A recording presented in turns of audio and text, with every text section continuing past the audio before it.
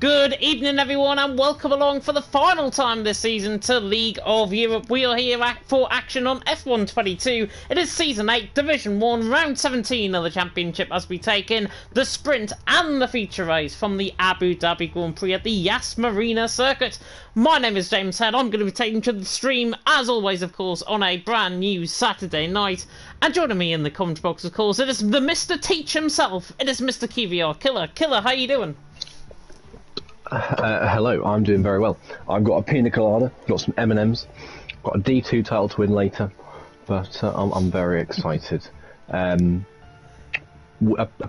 we were going to get QVR Campbell in. Apparently, he needs his other account adding for a cheeky pre-race interview in the Battle for P2. So let me just add that on. You can talk us through the standings, perhaps. Yep, no worries at all. Looking in the chat as well, commenters there in the chat saying one to go and it's finally over. Yeah, one to go indeed. It has been a very long season, I've got to be honest, in League of Europe, but it is good. It is coming up towards Christmas season. It's Strictly season. It's I'm a Celeb season with Matt Hancock doing Celebrity Cyclone tonight. All is good in the world. And all is good, of course, for Montana, who's already wrapped up the championship, but that fight for P2, as you say there, Killer, is well and truly on. Reiter there in second on 187 points. Campbell in third on 165. I think you were saying to me just before we started the stream, there is 37 points available, I believe? There is 25 for the race, 10 for the sprint, and then 2 fastest lap points, one available in the sprint, unlike real-life F1. Sprint, of course, points go from 10 for the winner through 9, 8, 7, 6, 5, 4, 3, through to 1 point for 10th place, so a couple of extra points available from real life. So 37 available across the event. And we have got, as well, speaking of the battle with P2, the man who's currently in P3 in the championship alongside us in the commentary box now as well. It is Mr. KVR Campbell. Campbell, how you doing? Here for a fun time tonight. Very much here for a fun time tonight. Let's just get down to the bottom end of it. 22 points behind Reiter. Both of you here tonight. What's your expectation coming into tonight? Finish the race, maybe? I don't know. I've not done much practice. I've been spinning a lot, so to finish I'll be happy. Finish well, even better. I hope Void to crashes make it interesting, give me a chance at beating him. Yeah, I don't think I'll do anything special tonight.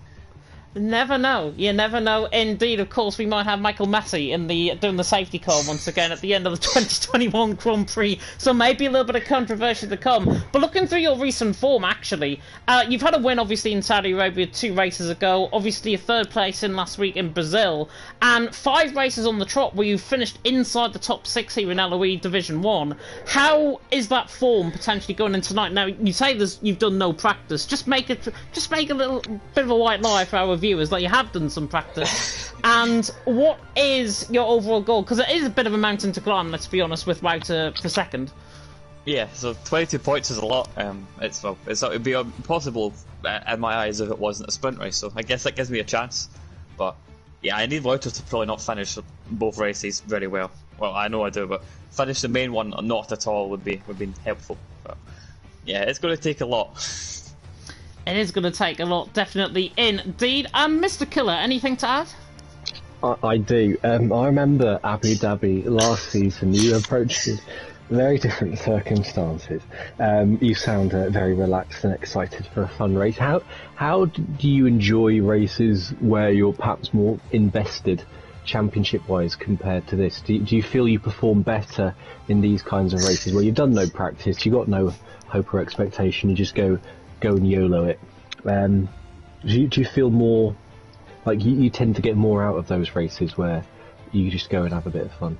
That seems to be more my approach to this scene as a whole, and recently it's done well, so I hope that happens again. Well, I think not Brazil, but the race before I put more practice in, so I was happy to get the result at Jeddah. But yeah, I'll see how it goes. It's nice being the one behind coming in, having nothing to lose, I guess. So I've actually got a second question. I never have 2 questions, but you missed 2 of the first 3 races, and you had a DNF at Singapore as well. You got 33 points from the first 6 races I can see.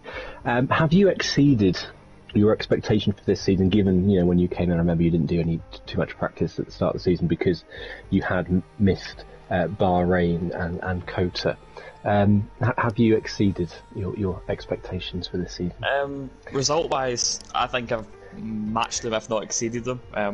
But I think standings wise is a bit below. Obviously, race 1 is amazing. I think that's not really expectations. That was above it and beyond. But there's been races where I've matched them, and races where I've not done so well. Mainly the DNF in Singapore, but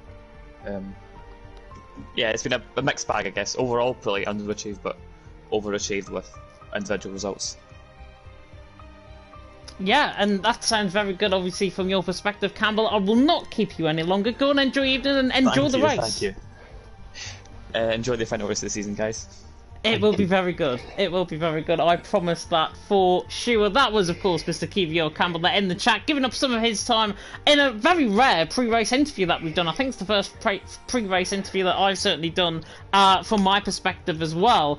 And it gives you a really good insight into what he is thinking. Obviously, he hasn't done much practice coming into tonight, so therefore hasn't really got a big thing on a big idea on things compared to Wouter, who obviously is in second. And Killer, speaking of that battle, obviously 22 points coming into tonight. We said 39 points obviously available, 25 for the win. No, 37 I should say. 37 points available, 25 for the win in the feature race, 10 for the win in the sprint, 2 fastest lap points obviously available as well. Montana is here, so could he actually be the big spoiler in the party with these two?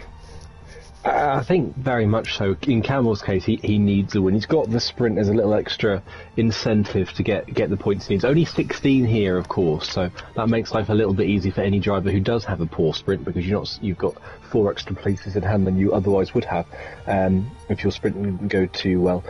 Montana, just to speak of him, he's celebrating dubiously in the Division 1 channel in the Discord server, because Izat doesn't seem to be racing. I know Izat has had a couple of coming together with Montana, hasn't he, in the various battles for the lead.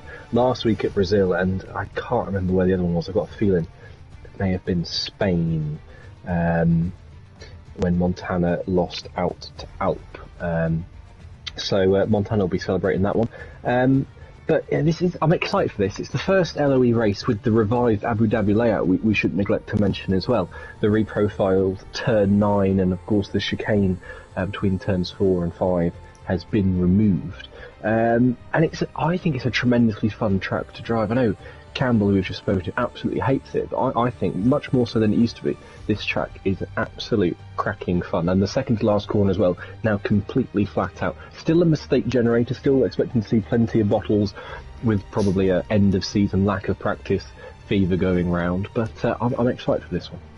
Yeah, I'm also excited for this one. I've certainly done Abu Dhabi from my perspective on this game as well. Watch out for the bumps is all I am going to say, because these bumps are deadly around this track, especially coming through the flat right-hander, as Killer has already suggested, coming through turn 15. Of course, with sprint qualifying, it is one-shot qualifying, plus then a 10-lap race. So that is the sprint qualifying, and then, of course, we go straight into the feature race, and we've only got 15 seconds to go. I'm going to predict Montana for the top, but I don't want to see him on top, to be honest. I want to see somebody different towards the top end of the field. So I'm going to go Montana for first, I'm going to go Nathan for second, and for third I'm going to go for Campbell as a very tentative top 3 on the final race of the season, as we go on board with maybe an underdog coming into this qualifying session. It is Yildirim coming across the line to start on then his lap, running down in towards the left-hander of turn number 1, taking that wide out line. Simon Weigang line coming through turn number 1, and then to the left-hander of turn number 2, and then to the right-hander of turn number 3. Hyper being disqualified from the session. He has got a qualifying ban,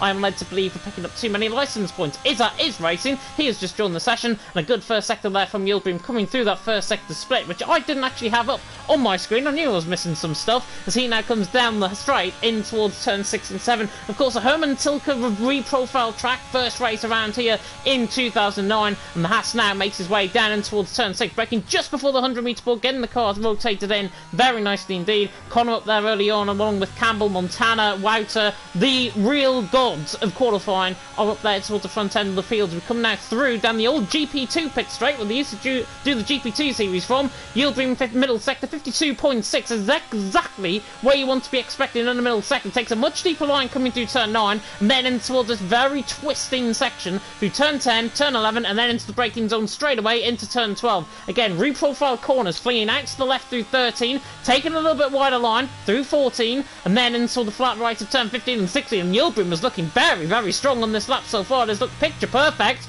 Right to come a little bit too much, coming through turn 16, on the run toward the line, tries to get the run to the line, and he goes quickest. Yilbream out on top by, look at that!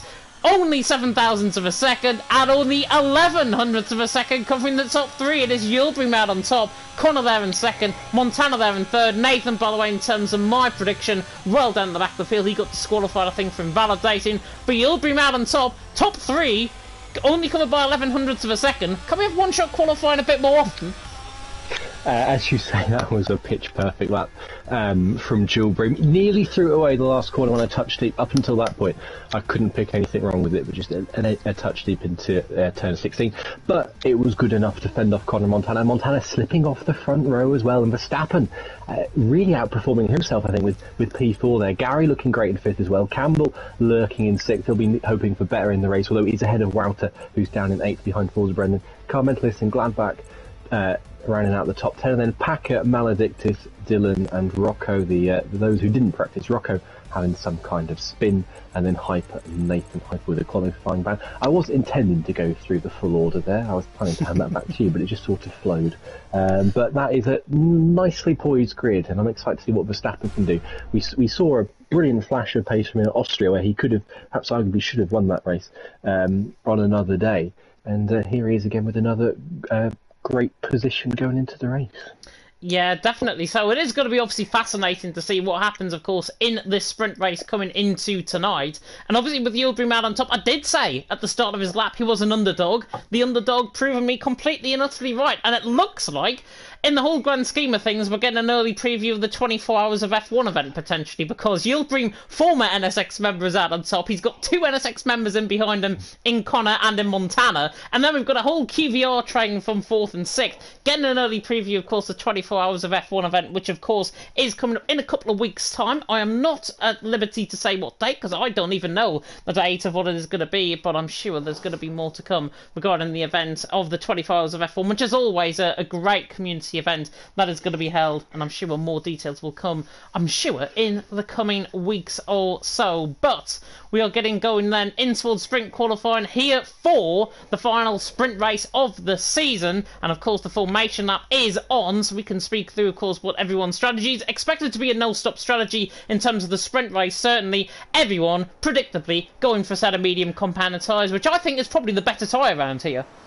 Yeah, I did wonder if someone might go for the hards, because now, of course, drivers have the liberty of selecting the harder tyre allocation, so they will, if they picked it, have two sets of hards, two sets of mediums available, which does give them the option of running the hard in the sprint and still having a fresh set left for the race. I've been toying with it myself in practice, but I think everyone has gone the same way. I'll probably end up going myself, which is everyone has plumped for that medium tyre. It doesn't hang up amazingly well. After 5 to 6 laps you will start to feel a bit of sliding. Overheating is an issue if you're running anything above minimum pressures, but I don't think anyone will be. But the trouble with the medium tyre especially is that if you have one spin here, even if they only go up to 101, 102 degrees, it's so hard to bring them back in. I've never had tricky rear tyre management on a track on any F1 game like I have practicing for this race. Once those mediums, once they're lit up, they are very much on fire, and it's very difficult to bring them back in. You've got to really nurture them for over a lap before they're ready to go at full speed again. Otherwise, the next time you load them up, the back end will just step out on you. So I'm looking, when I say that, I'm looking at Connor, I'm looking at Brendan, I'm looking at Dylan, I'm looking at Maledictus. Those McLarens have been in the walls a bit all season, haven't they? But we'll see if anyone, or who doesn't make it to the end, rather. It would surprise me greatly if we have all 17 drivers make it to the end of this sprint. Well, judging by what I saw, certainly on the formation lap, Rocco had already had a spin, so he's right down the back of the field there, down in what is 17th position, but obviously he will be starting 14th. So if that's anything to go by, I think Rocco could be the first one out of this race. Spin. Yeah, and Nathan has gone for spin as well. Luckily, no foot wing damage on him. Another spin for the Williams. It seems to be the two bottlers, as Rocco's gone for spin through turn 16 as well. It is I think it might potentially be their final races of the season, if not their final races in their LOE career. So trying to go out with a bit of aplomb, but here we go for the final sprint race of the season. 10 laps, of course, awaiting us out on track. The 5 red lights now coming on here in Abu Dhabi. Final race of the season, and the sprint is about to get going, and it is lights out, and away we go. And Yildirim gets a very good start. Connor reacts very well to the line, but Montana, I think, is going to try and have him in towards turn 1. Campbell already side by side with his teammate Verstappen in towards turn 1, and he tries a thing throughout the Isle of Needle. There's an Alpine round in the background. It's Carl Mentalist who was spun. Gary. There's a huge bit of contact coming through turn 2. I think Campbell might have actually hit the wall on the inside line. I think Gary might have been up on the inside of him as well, and has been put in towards the wall. So not a great start by Campbell. He's down there in 16. His hopes for P2 potentially going certainly out on track in the early stages, but Yildirim leads the way. Connor in second, Montana in third. Very clean start from the front 3. Everything else, though, in behind, absolutely fallen to a plumb. And now Connor's going to attack Yildirim for the race lead down the inside, in towards turn number 5, and gets the job done. Doesn't run him out wide like Hamilton did Verstappen did to Hamilton, and Connor leads the way from Yildirim there in second. Montana then third, and there's more bits of contact down the field. Pack has lost 3 positions in the back, and Yildirim's coming back at Connor once again. Round the outside in towards turn number 9, passing the Marina on the left-hand side. Yildirim to the inside line and around the outside now at turn number 9. Connor on the inside line. Still side by side they go between them both. 9/10 of a second clear of Montana, and this is a great fight in towards turn number 12, and Connor absolutely centred around the outside. Great stuff into turn 12. Connor's back through and he's into the race lead. Proper commitment from Connor. That was fabulous stuff. Bumper cars in the middle of the field through turn 6, 7, 8. Nathan pulled off a double overtake on Maledictus and Hyper, and Packer got squeezed in there as well. We've got a yellow flag. That is Car Mentalist has spun at turn 14, and just to shed light on what happened to Campbell, into turn 1 it was 3 wide. Verstappen was on the inside, Campbell in the middle, Gary on the outside. Gary went all the way off the track, and then perhaps naively, rather than backing out of that one, not realising Verstappen was all the way on the inside and Campbell was in the middle, he swiped across coming through turn 2, completely wiped Campbell out of the race. And my hot take there is that was 100% Gary's fault. But what a fabulous racing that was between Yildirim and Connor, wasn't it, on the opening lap, side by side for a good couple of corners there, and tremendous respect shown as well. But now it's settled down, Montana's come back into play just a touch. Yeah, pretty much side by side through the entirety of the end of the middle sector. There's another voice crack in there somewhere. Through the entirety of the middle sector, and then through the entirety of the first half, as Maledictus has spun. Yeah, Maledictus and Dylan have had some kind of collision, and I think there was another moment in there for Forza Brendan, possibly. And we've got Dylan and Izat now. Izat started in 17th place. He's up to 10th.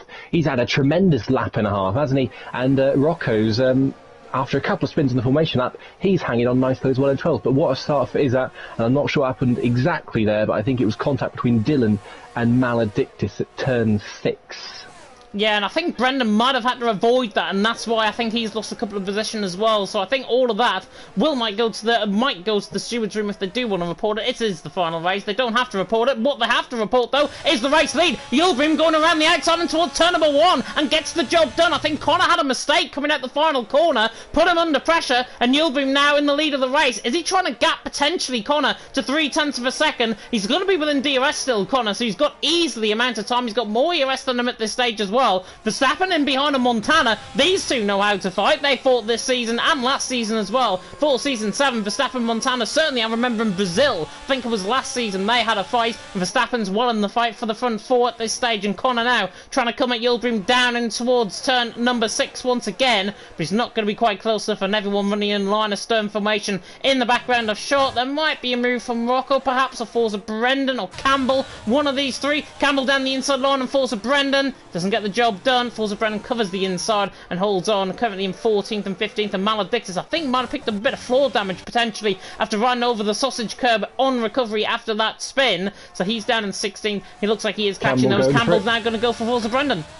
Yeah, he's diving down the inside of turn 9. That's not a particularly heavy braking zone. You only go down from 8th to 5th. But oh no, and they bump wheels. Brendan just lit up the rears, just a touch on traction, and now it's a mirror repeat of Yildirim and Campbell, Yildirim and Connor through there, sorry. But this time Brendan just barges Campbell out of the way, shows him the painted Astro on the outside, or tarmac on the outside of the corner, and Campbell has to settle for 15th still.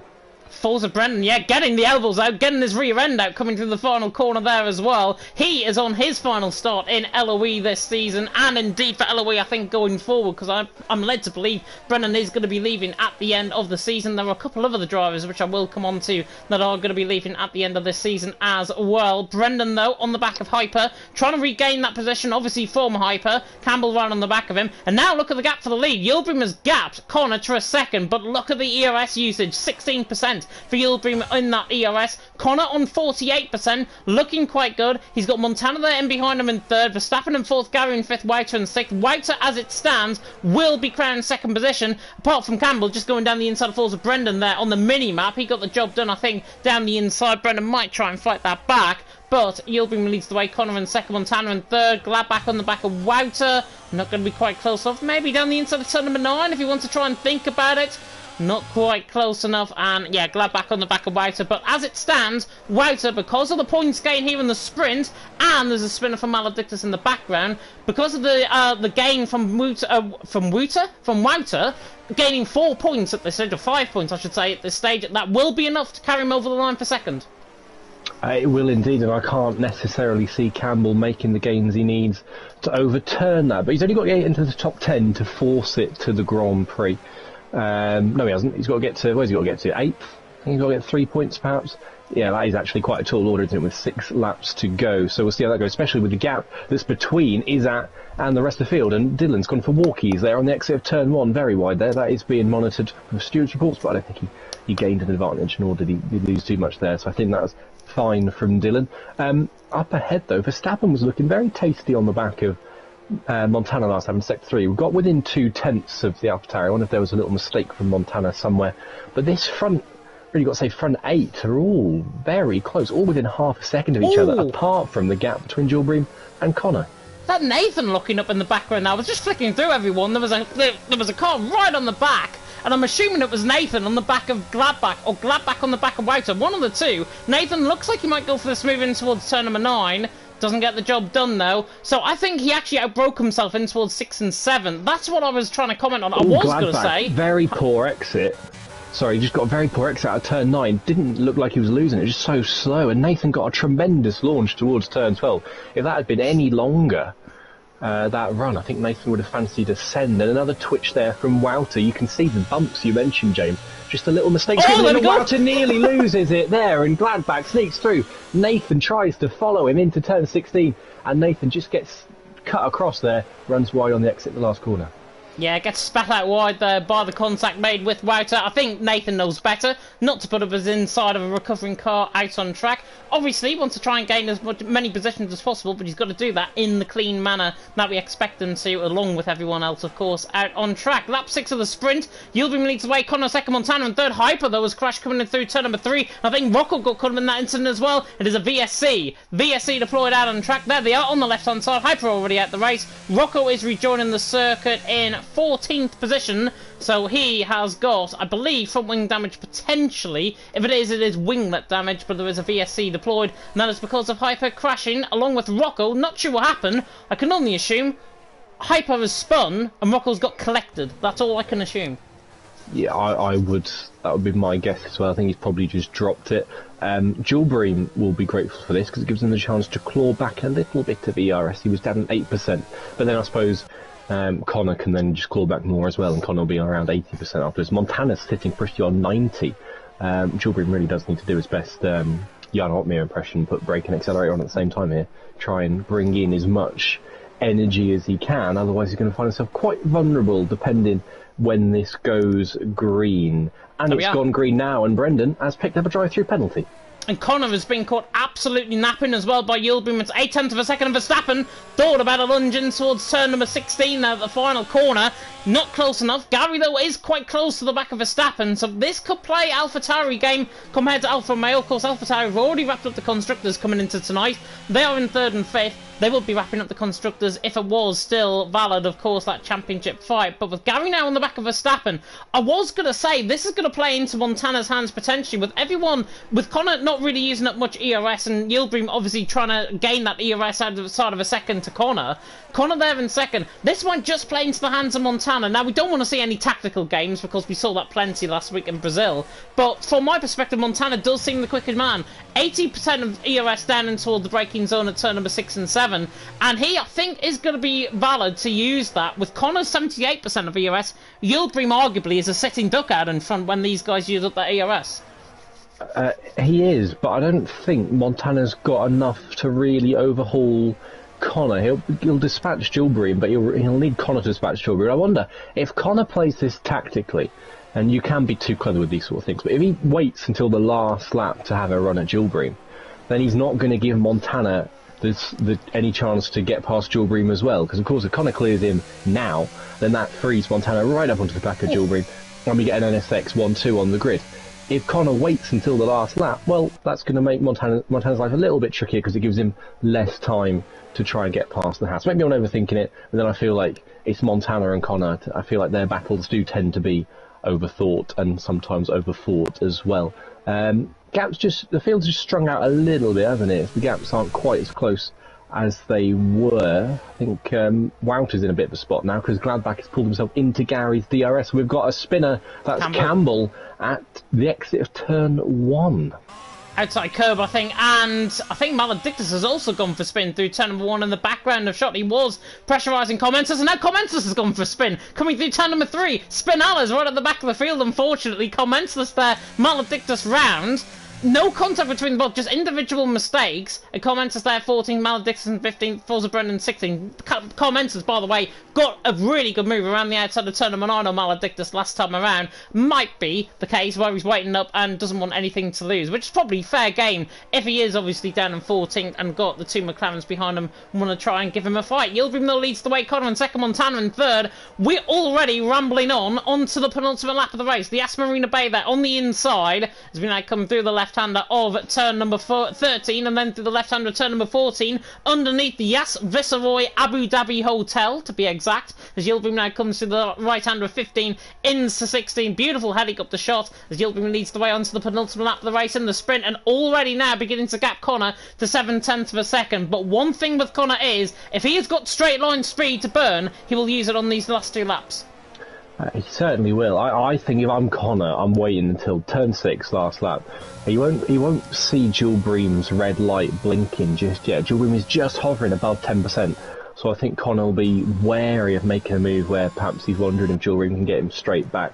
And he's using now, but he's quite far back going onto the straight, but he's going for it all the way down the straight. I think you're right, James. He is going to go for it, and this is going to be easy pickings.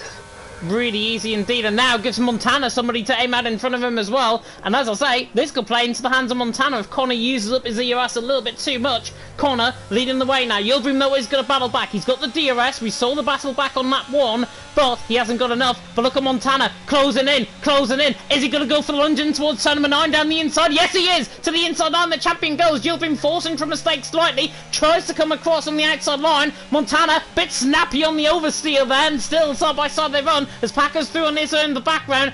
Yildirim still hangs on for second, and Montana couldn't find his way through, and I think that bit of over-rotation, that bit of oversteer that he had... Verstappen behind, big moment for Verstappen through turn 13, and that's cut him adrift from Montana, and Gary might fancy his way through now on the last lap. And to finish off my point there, what I was saying is Montana, of course, he had an oversteer moment. If it wasn't for that oversteer that he had, I think he would have had that move done, actually, around the outside of turn number 12 on Yildirim. But final lap of the race about to begin, the final lap of the sprint, not the final race of the season. The feature race, of course, still to come of 29 laps as Wouter has lost a position to Nathan. I think, actually, Wouter has spun, coming out of turn number 1. Has recovered out on track. He's in 8th position. Campbell there in 13th. It's enough for Wouter at this stage. Connor leads the way by 9/10 of a second. A much better exit coming out of turn number 9. And now Yildirim has to defend from the champion in behind. The champion that is Montana, the 4-time LOE Division 1 champion. He is going to go for the move in towards turn number 9. I guarantee it, as he is seeking to use up that 33% of EOS that he has got coming to the left-hander of turn number 8. And now running down all the way towards turn number 9. And this is going to be very easy, I think, for Montana to the outside line. He'll be forced, but Yildirim looked to the inside line. He knew what he was doing there. Montana goes around the outside. Beautiful stuff. Gladbach going around the outside of Gary at turn 9 as well. Is Gary just going to run him out of road? I think he's just got enough momentum to fend that off. But Gladbach's still got a good run towards turn 12. He's not close enough. He's going to have to hang on. I think Gladbach played that too late. He saw Gary's like blinking for an entire lap as Campbell passes Rocco into turn 9 now. Rocco's going to try and cut that one back and then ends up dropping it, does the Mercedes. Connor coming round the final couple of corners, and what has been a very energetic sprint race. Connor to the line, takes the win in the sprint. Montana there in second, Yulbrim there in third, Verstappen in fourth, Gary in fifth, Gladbach in sixth, Nathan in seventh. Wouter secures second in the championship by finishing in P8. I think it's now a 28-point difference. Hang on, I need to double check this. 25, so borderline. Yeah, Campbell needs a win and Wouter to not finish, which seems unlikely. He needs a win and fastest lap, actually, to finish a point ahead of him. Well, if they tie, Campbell wins on countback because he'll have 2 wins to Wouter's none. So he doesn't need the fastest lap. He only needs the fastest lap if Wouter's 12th, I think. Yes, I believe so. I believe so indeed, and that is Maledictus coming to the line as a wreck there across the line. I think that might have been from comments. This is a car coming across the line, which I'm not surprised, to be honest. But finishing there with QVR and Nathan as driver of the day. What about the in-game fans? That is, of course, a sprint. The feature race, of course, still to come.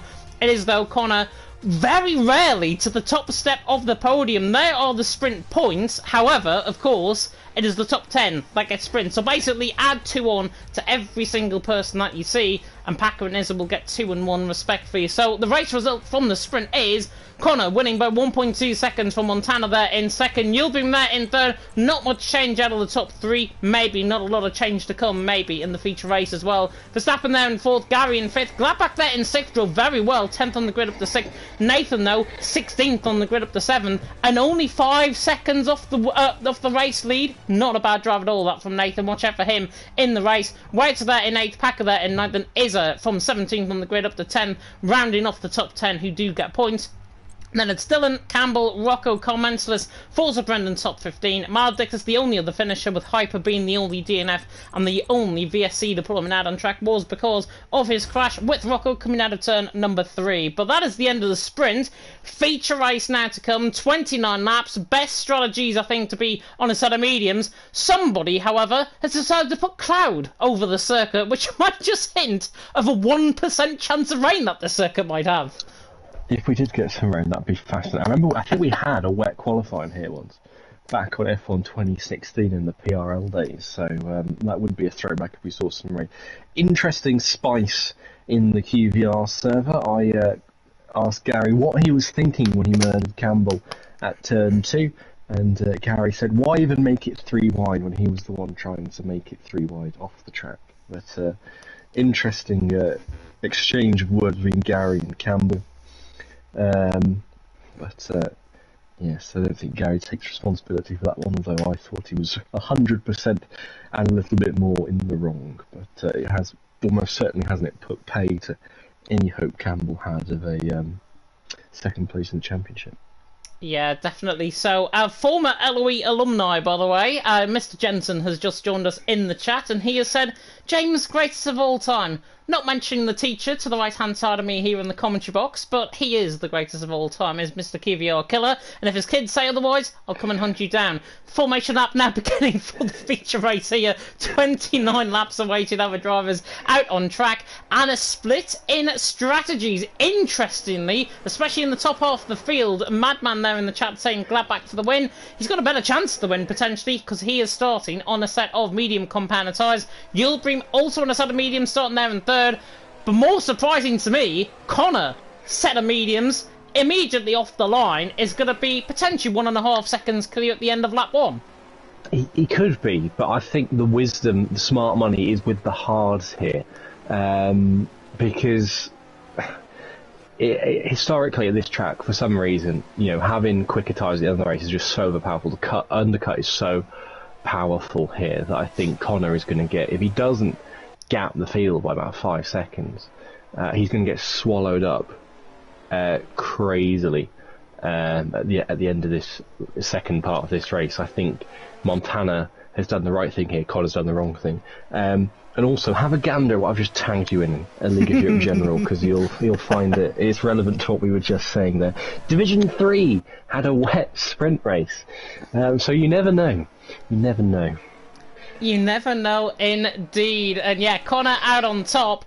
However, I have got to say that the man in second position is in his final ever race here in League of Europe. He mentioned this last week to me privately. And to run through Montana's stats, obviously he has been crowned season 8 champion.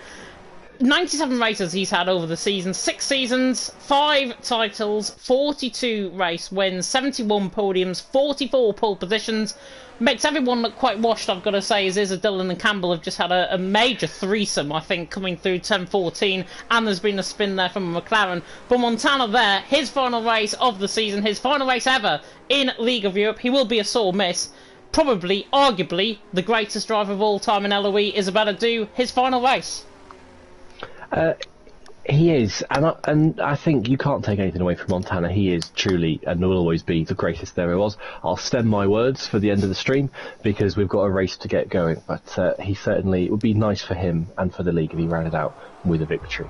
Definitely so. 5 red lights now going out for the final time here in League of Europe Season 8 for Division 1. Brendan's already got a drive through, but it's lights out and away we go. Montana squirrels off the line and Connor is already about 5 tenths clear in towards turn number 1, and Yildirim's already passed him in towards turn number 1 as well. Connor leads the way from Yildirim in second. Montana there in third. Bit of contact there from Gladbach and Gary just in the background. A shot coming to the right hander now of turn number 3, and a bit of contact further down. I think Maladis and Campbell's chopping and changing positions as they come now down in towards turn 5 for the first time. Nathan on the outside on a Gary tries to go all the way around the outside. This be a phenomenal move if he can pull this off in the Williams. Bit of scrimmaging further down the field. There's all sorts of chaos. I think Izza and Packer might have had a little bit of collision, causing that now to really cluster up, and now Connor leads the way from Yildirim in second, Montana in third. Gladbach is coming up for Verstappen down in towards turn number 6, tries to get the move done on the inside line. Also a move on potentially from White on the back of Packer, I think that is, further down the field, on the back of Nathan I should say, but Gladbach is through. He's into fourth. Verstappen there in fifth. Izza has been absolutely collected, I think, in the background of shot. Nathan is running side by side nearly with Verstappen, and Verstappen in fact is coming back at Gladbach in towards turn number 9. Connor leads the way, Yildirim in second, Montana in third. In the end the front 3 have pulled away as Connor has left the session from the lead. Connor's disconnected. Oh no, he gets no luck in LOE, does he? Yildirim is going to be wanting to get on sharpish and inherit that lead as quickly as he can. Let's hope Connor gets in quickly. Campbell dispatches Maledict. I think that was a mistake. Maledict is all going on in the midfield. Dillon, Carmentus and Hyper were looking very close. We had everyone was bunching up in turn 6, 7, 8, and look at this through the last corner as well. Gary's been swallowed up on this first lap. He's lost a couple of places to Nathan and to Wouter, but it has just about settled down now as just on board with Nathan. He goes very wide at turn 1, opens himself up to Wouter behind, and Packer is looking a little bit interested on the back of Gary. Gary's a touch out of shape through turn 3, but it's not a long enough run for Campbell to have a look, and we have settled down into a bit of an order now.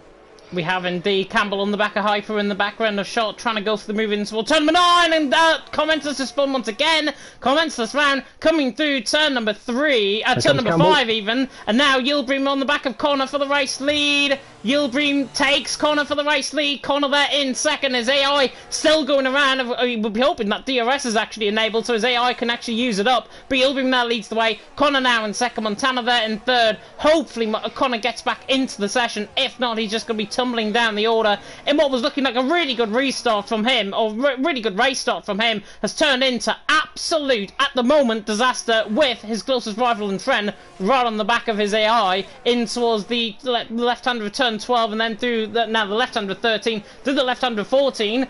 Montana is going to get the second position. And Yildirim spun from the lead. Yildirim spins from the race lead. Goodness me, what is going on? Montana leads the way. Connor there now into second. Someone else has gone. Someone else has gone. It's Packer.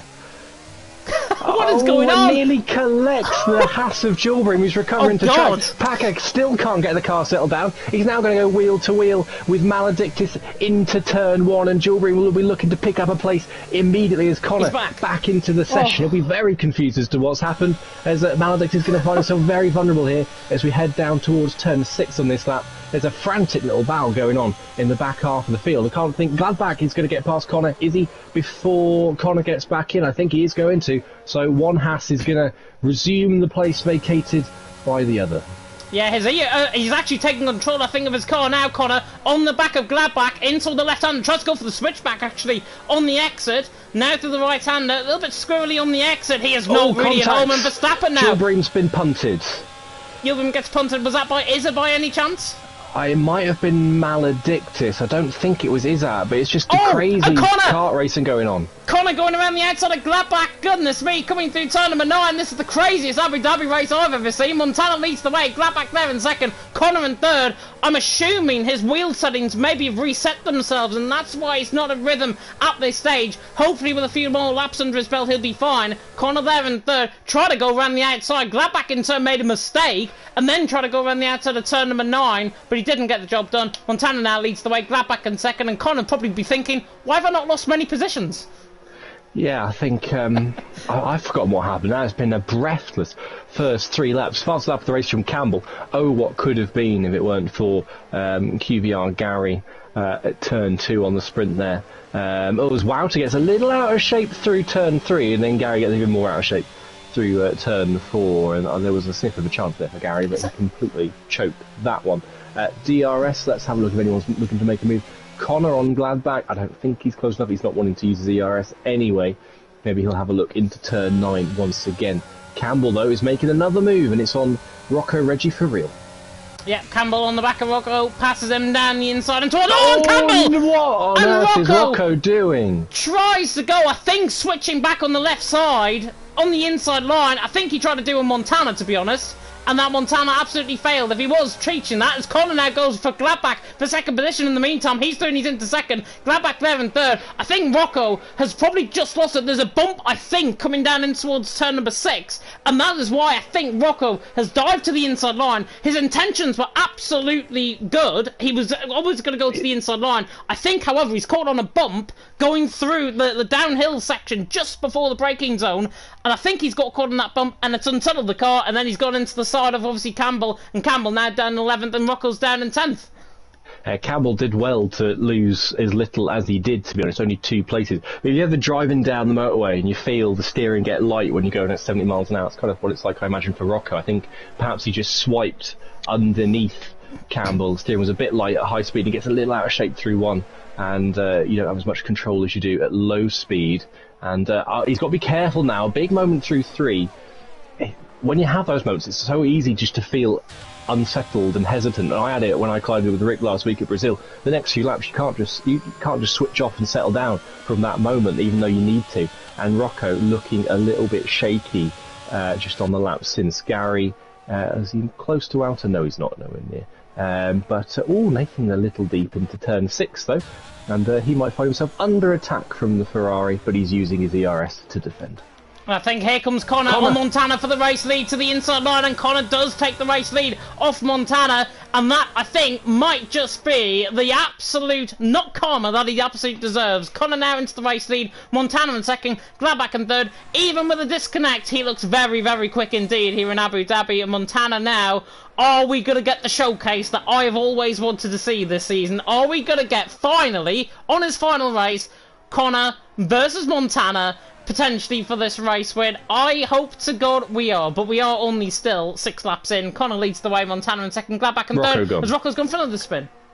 Yeah, to his credit, he did well to recover that one. He kept the car in a straight line, and then he dives into the pit lane. I wonder if he's going to retire, if he's had enough, or if he's got some front wing damage. I wonder if he's got front wing damage from when he slapped the back of Campbell.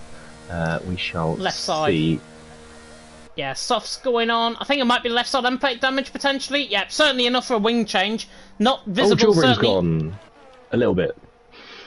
Yeah, turn number 2, that is. They're all getting caught on these bumps. Goodness me, what is actually going on in this race? I don't have a clue. Connor leads the way, Montana there in second, Gladbach there in third. Here's Campbell, by the way, on the back of Packer. The Scotsman against the American. And the Scottish Panther now purrs his way into 9th position. Campbell through, and he's into 9th. Packer there in 10. Will try and fight it back like an American football, but he's not going to get that job done. Campbell through, and he's into 9th. Packer there in 10th. And actually, Campbell gets a really poor run. Packer's now going to have a run back at him into towards turn number 9, but I think the Scottish Panther has just got enough, and Maledictus all of a sudden is going to be on the back of these very soon indeed. And yes, if you are wondering, that is my new nickname for Campbell, the Scottish Panther. He is through, he's into 9th. Yeah, but Pack had a... I think that was just like, we're looking at a big moment. He has had a moment, actually, because Maledictus is right on the back of him towards turn 12. Packer looked disinclined to have a go back at Campbell into turn 9. He pulled out the slipstream, was happy to let his QVR comrade hold on to P9, and now Campbell setting off after Dylan, and we're getting flashes of the pace that we could have seen. I would have loved to have seen Campbell in the fight for the win, because I think it is abundantly clear he's got the pace, and he's going to be on the back of Dylan in no short order, I think. And look at the front too, 1.4 seconds, Gladbach just doesn't have any pace at this stage. I mean, Madman there in the chat was saying that he was going on for the race win, but he's in P3. Hyperspun, by the way, coming through turn number 2. He did that, obviously, with that collision with Rocco in the sprint. Luckily, though, I think he hasn't hit the wall, so that he can still continue on. But look at the front, too. 6/10 now separating Connor and Montana, but they're 1.5 seconds clear. Clearly, the momentum is with them. Clearly, they are working together, and why not? They've got to try and pull away from Gladbach there in 3rd, Verstappen there in 4th. And obviously, with Verstappen and Nathan on the likes on that sort of hard compound tyre, there is no guarantee that they're going to go onto the mediums. They can actually split the strategy and then go for sort of soft compound tyres. Comments this is through on Izza, just on the exit of turn number 8, I think that is. Campbell on the back of Dylan as well, to the inside line of turn number 9, does get the job done, and Campbell through, and he's into 8th, and Dylan there in 9th, and Maledictus right on the back of Packer on the exit of turn number 9, but he's not going to be close enough. But what I was saying there is, obviously Connor and Montana working together, Gladbach there in 3rd.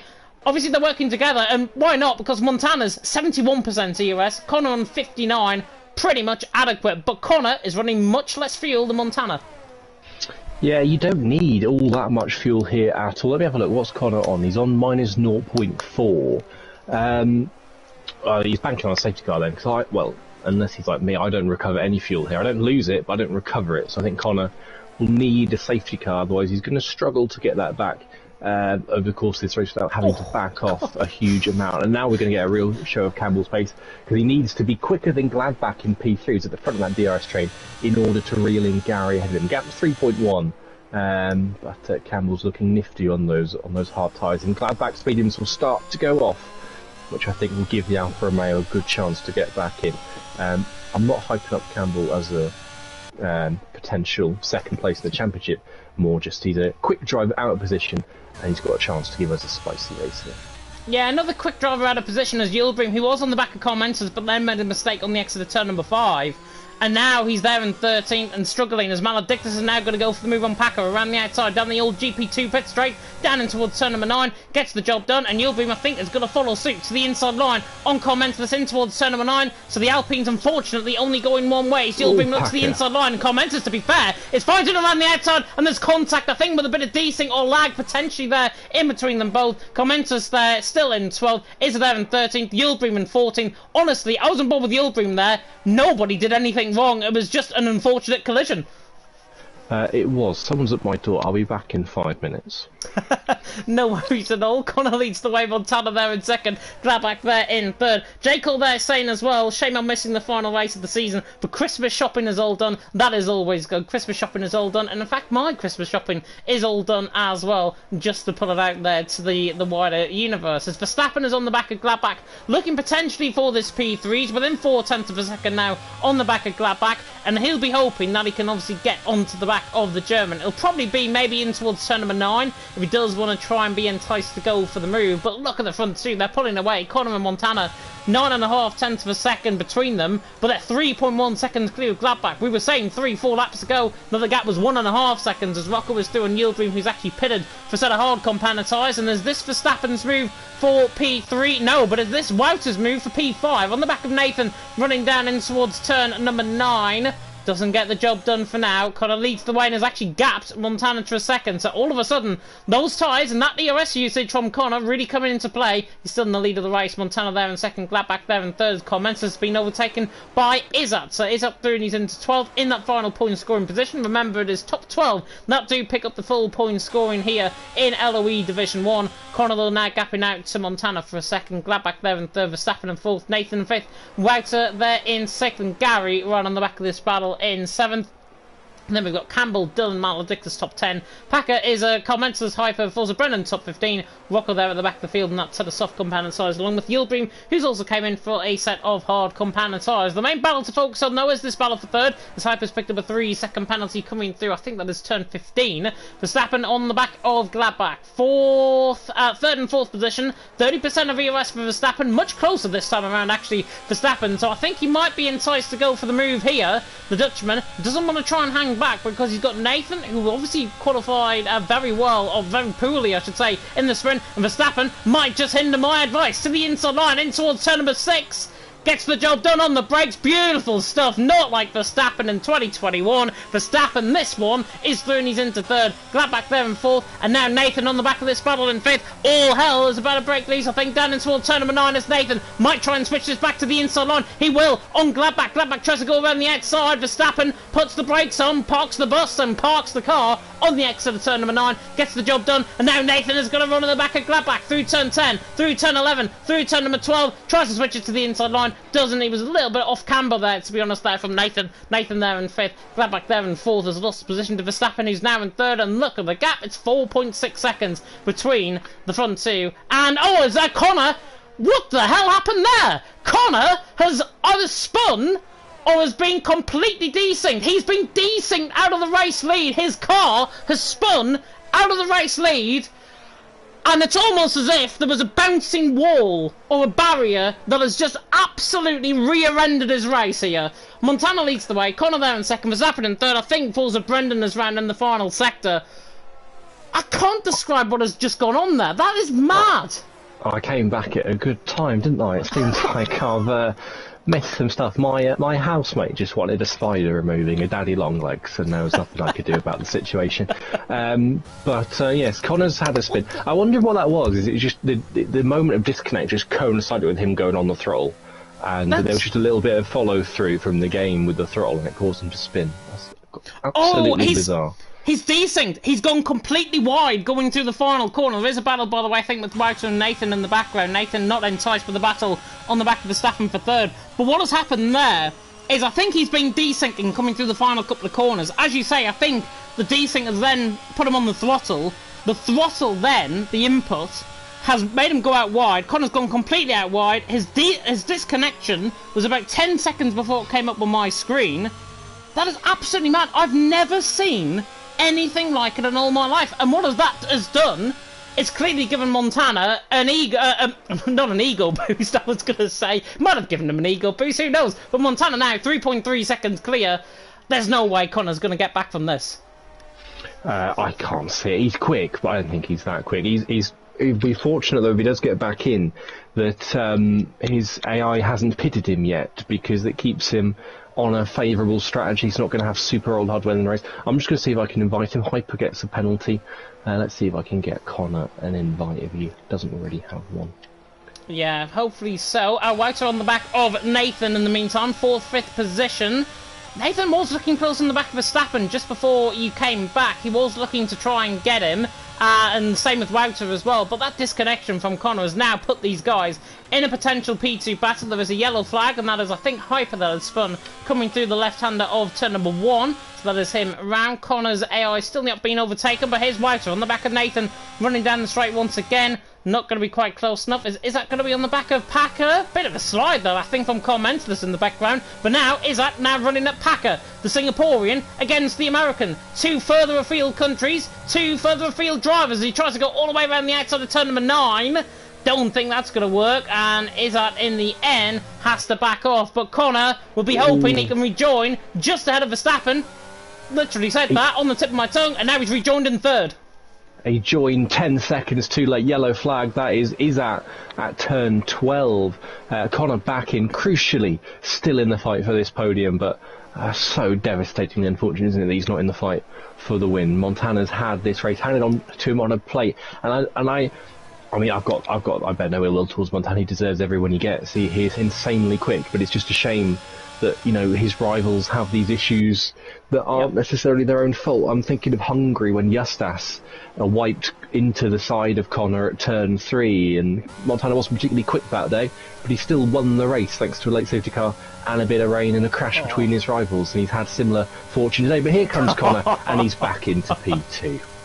That was easy. If that intention is clear, his intention is now to really put on the pace as Hyper has retired into the pit lane, his teammate. Verstappen, though, to be fair, gets a really good run out of turn number 8. He's got the DRS, but I don't think he's got enough ERS to be used up to try and get this job done. So Connor will hold P2. Verstappen there in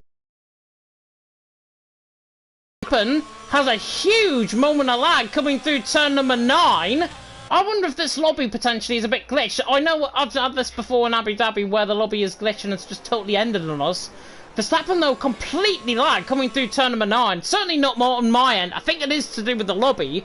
At this moment in time, Montana leads Connor in second, Verstappen in third, but I'm getting a little bit concerned now that this lobby just might die as Connor is into the pit lane.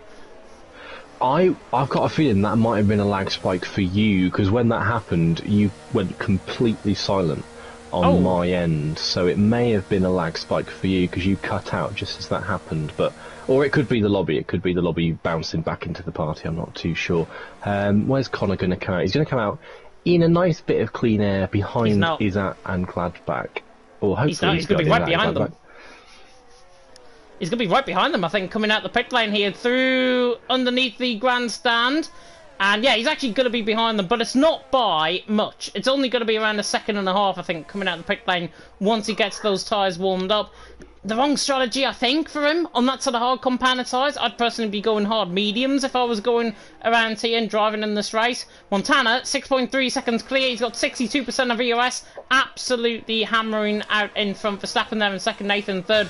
Rachel there in fourth. But I may have to say, is it me, or is it getting a lot cloudier? I know it's getting dark out on track, but is it getting a lot cloudier as well out on track?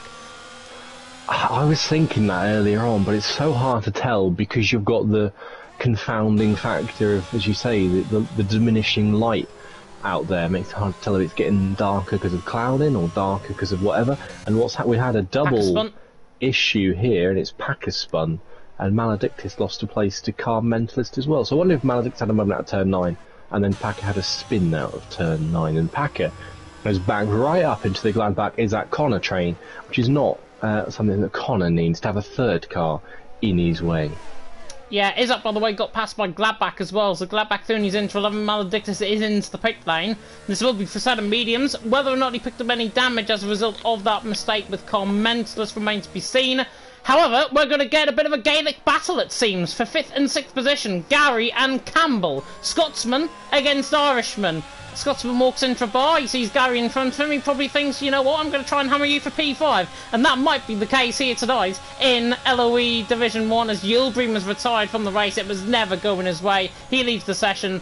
And in the end, Campbell not quite close enough on the back of Gary. But Gary there in 5th, Campbell there in 6th. And unfortunately not getting quite close to the back of Gary, who has a bit of snap of oversteer there. In the meantime, Gladbach going past Packer down the straight in towards turn number 6 into the chicane, and actually Connor is going to go around the outside of Izat and all this as well, but the Singaporean says, you know what, you're not coming through here.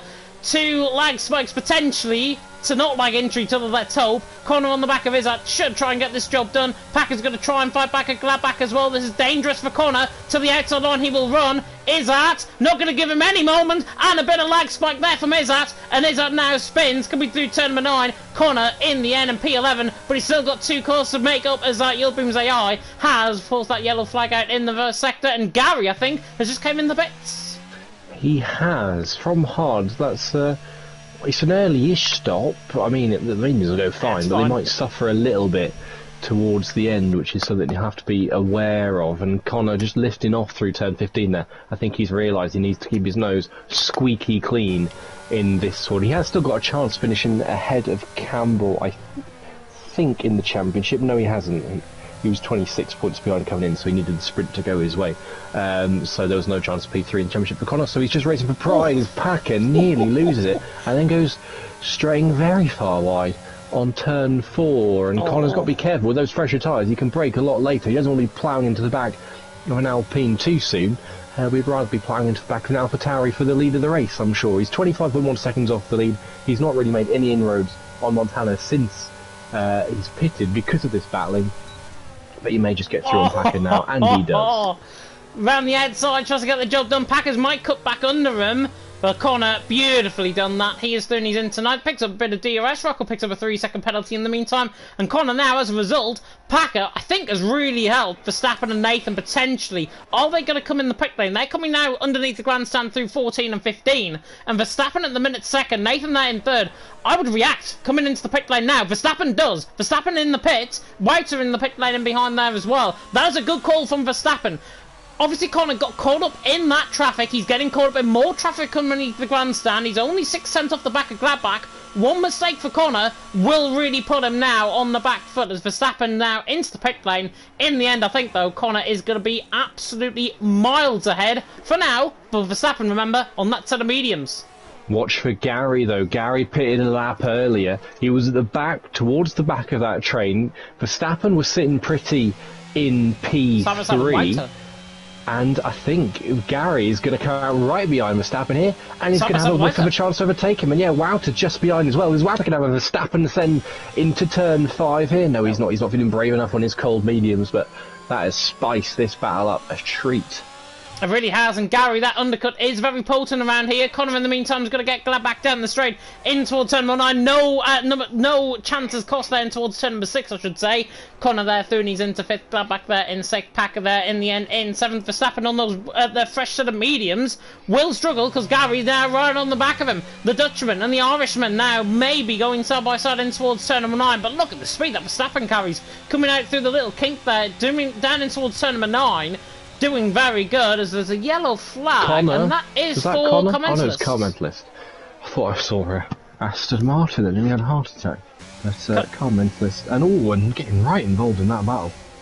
Yeah, let's everyone get out of the way. And Verstappen, in the end, gets the job done, and Packer's actually gone off track and let everyone through. So fair play to him. Didn't really need to do that through that part of the track, to be honest, but every positions are gained, and Gladbach there still ahead of Verstappen. Gary there and commenters into the pit lane rightfully. He's going to go set a medium compound tyres, maybe to looking to pick up points at the end of his career, of course, here in Eloise. He's another one that is going to be leaving this season, at the end of this season, that is for sure. And Nathan coming out the pit lane is behind Wouter coming out of the pit lane. Wouter is there, and in fact, actually, Nathan is ahead of him coming out the pit lane. Well, he's deceiving me there. The Williams in front of the Red Bull, and that is Packer, I think, round coming through turn number 1. So Packer has spun once again in this race, and Wouter now, fresh set of mediums. What can he now do on the back of Nathan? Nathan is going to have more ERS than him, around the same level actually, running down in towards turn number 6. Montana, though, still not enticed. Maybe going to the soft compound tyre towards the end, perhaps.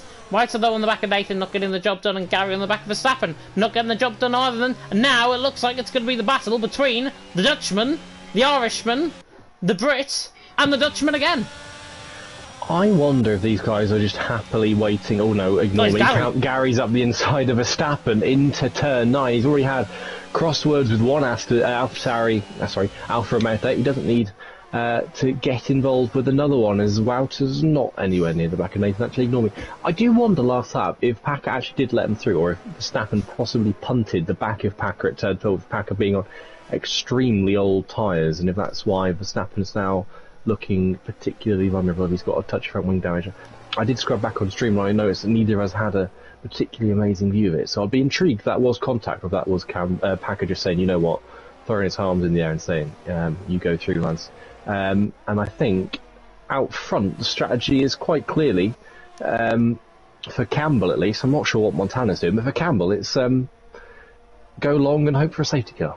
Commenters, I think, has spun once again. Sorry, no, it's Packer that has spun once again. That is about the 3rd time he's done that. He's in the pit lane. I think he's going to be retiring the car out of this race as well, which means he can prepare for Division 4 commentary, and that's exactly what he's going to be doing, because he's retired in the pit lane, and of course he's going to be delivering commentary for Division 4 a little bit later on alongside Alt Maverick, the American pairing for Division 4, and a big happy Thanksgiving, by the way, to everyone. Belated happy Thanksgiving, nonetheless, but still, Thanksgiving weekend in America. Whiter on the back of Nathan, looking quite close down and towards turn number 9.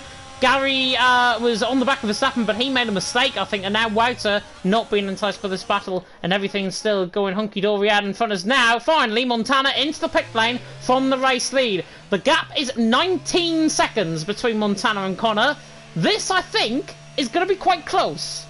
I think Connor's going to be ahead now. He was 25 seconds behind Montana when he was battling earlier on, and he was only 5 seconds behind after he rejoined the session. So I think Connor's going to be ahead here.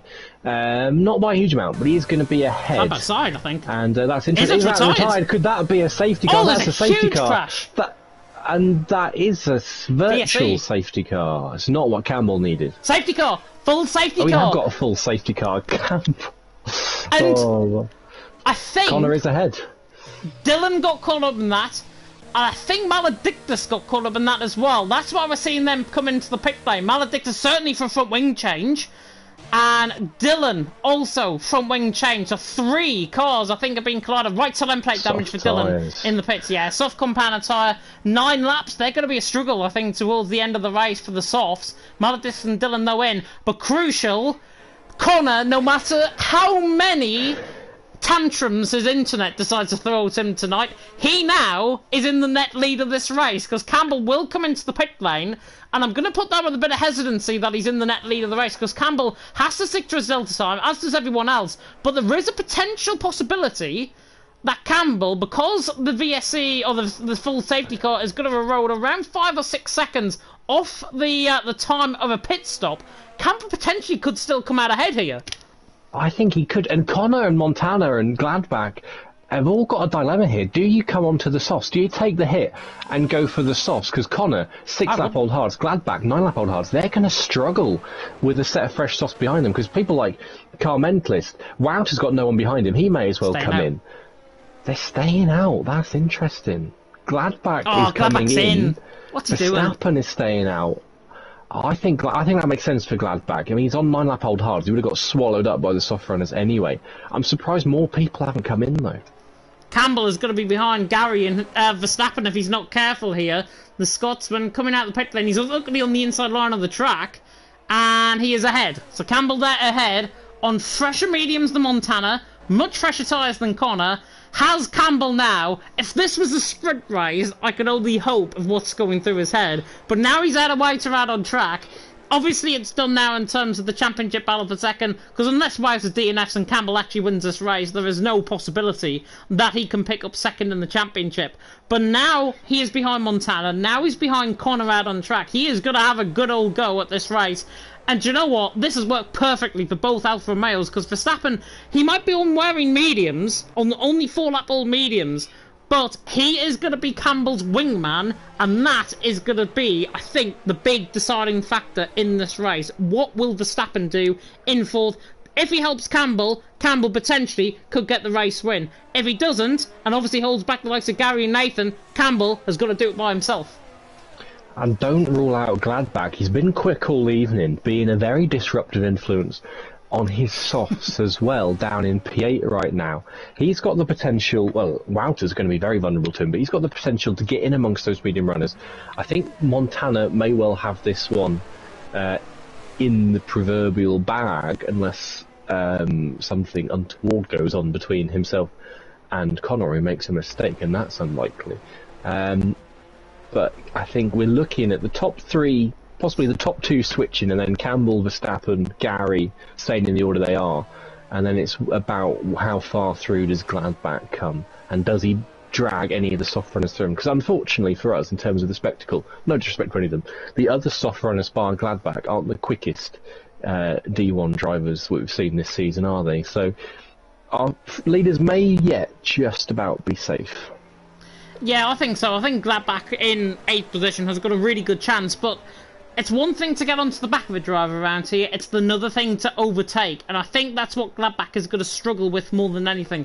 His softs will be good for the next, when the safety car comes in, for the next 2 or 3 laps, I would think, and then they really begin to wear off. They wear off at around about a 6-7% rate out on track compared to the mediums, which are only around 4 or 5%, and that's why I think it's probably better to call it medium compound tyres, everyone on that tyre will definitely get to the end of the race. There is no certainty that everyone on the softs is going to get to the end, and I think that's why Brendan and Rocco have came back in and put on another fresh set of softs, because they are not enticed to try and get to the end of the race on that soft compound tyre that they were on, and it makes sense because they're down in 12th and 13th, they've got nothing to lose, they're going to be fighting an old private battle at the back. So in 12th and 13th, they are potentially going to be much fresher off compared to everyone else in the race. And the big question is the tyre wear on those softs for Gladbach. If he's good on his tyre wear, which I don't think he has been this season in Division 1, if he's good on his tyre wear tonight, where is he going to get up the order? If he's not good on his tyre wear, he perhaps could stay where he is. I think we're going to get an extra lap on safety car is what I think, which will save him thanks to Brendan and Rocco's pit stops, but their problem is they're going to have to pelt it trying to catch back up, which sort of mitigates the having a freshness of a brand new set. So with Gladbach though, the extra lap will help him. I think it's one less lap to come through the field, but it's also one less lap for his tyres to suffer at the end of it. So I think he's in a favourable position with this extra lap that we're going to get.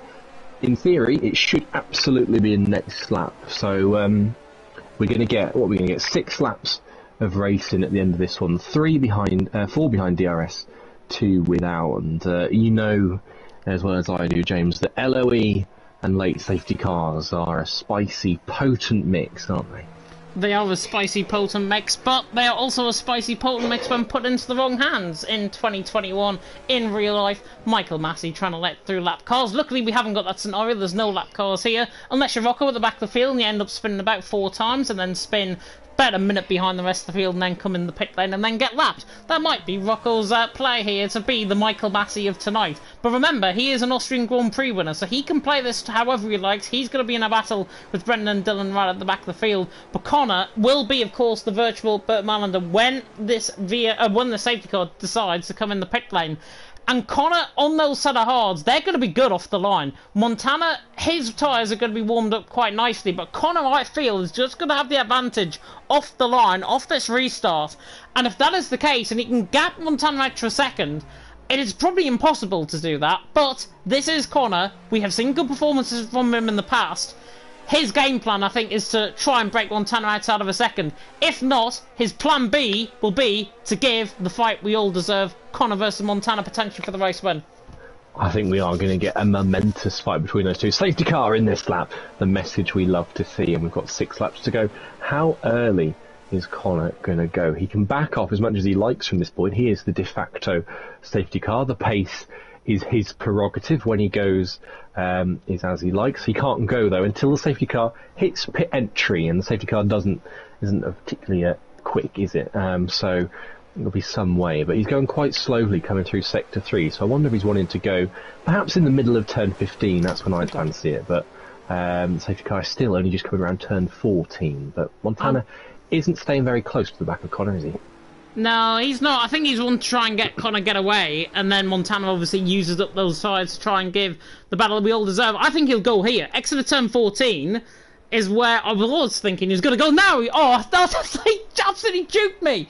Coming through turn 15, are you going to be right? I think you are going to be right. Or is he going to go final corner? No, he goes now. Montana's caught absolutely napping in behind. It's a good restart, actually, Montana. Those tires do get up to temperature, and already 5 tenths behind, crossing the line on the run down towards turn number 1 once again. Connor leads the way. Montana there in second. Campbell there in third. Nathan already all over the back of Gary there in 5th and 6th position. Reiter there in 7th. Gladbach there in 8th. Hasn't really had the desired effect on those set of soft compounded tires. Not really close. Verstappen is going to do the plan B. He's actually split Gary and Nathan into a battle for 5th and 6th, and actually Nathan looks the outside line in towards turn number 5, tries to get the switch back. Gary goes too deep. This is Nathan's move, surely. Nathan gets the job done. Beautiful stuff from Nathan. He is soon, he's into 5th, and now Wouter right on the back of Gary once again. It's going to be a war down in towards turn 6 and 7 as Wouter now looks to the inside line of Gary. The Irishman against the Dutchman. The Ferrari against the AlphaTauri. Might just be the Ferrari that gets out on top in this battle. The AlphaTauri hugs the inside line on the curb, and the Whiter just about gets through. Ferrari through on the AlphaTauri, and now Gladbach and Maledictus are going to join the fray as well. Gary's fighting back though at Whiter in towards turn number 9. Great battle between them both. Great restart by everyone. Gary back through on Whiter into P6. Whiter there down into 7, and Connor now under pressure from Montana for the race lead. And the gap at 2 tenths per second, I think this is where it's going to play into Montana's hands now. Oh, and Wouter's gone. Wouter's gone, and if Campbell somehow wins this race, he may yet win the win second place in the championship. And I'm getting ahead of myself there. Gladbach had a big moment on the softs of the exit 14, side by side through turn 15. Contact between Car Mentalist and Dylan, and a front wing in need of a change for Car Mentalist. Brendan's lost out in that as well, as he goes skitting off the outside of turn 16, and Montana 3 tenths behind Connor. Is he going to ascend here into turn 5 and then use his second lap with no DRS to run away? No, he's not. He's nowhere near. But if I was Montana, I'd want to get past ASAP, use sector 3 and all its juicy corners and my sticky mediums to run away from that Aston Martin, and then I'm nice and safe from any DRS threat. But Montana's not thinking the way I am. But then he's a 4-time LOE champion, and I am not.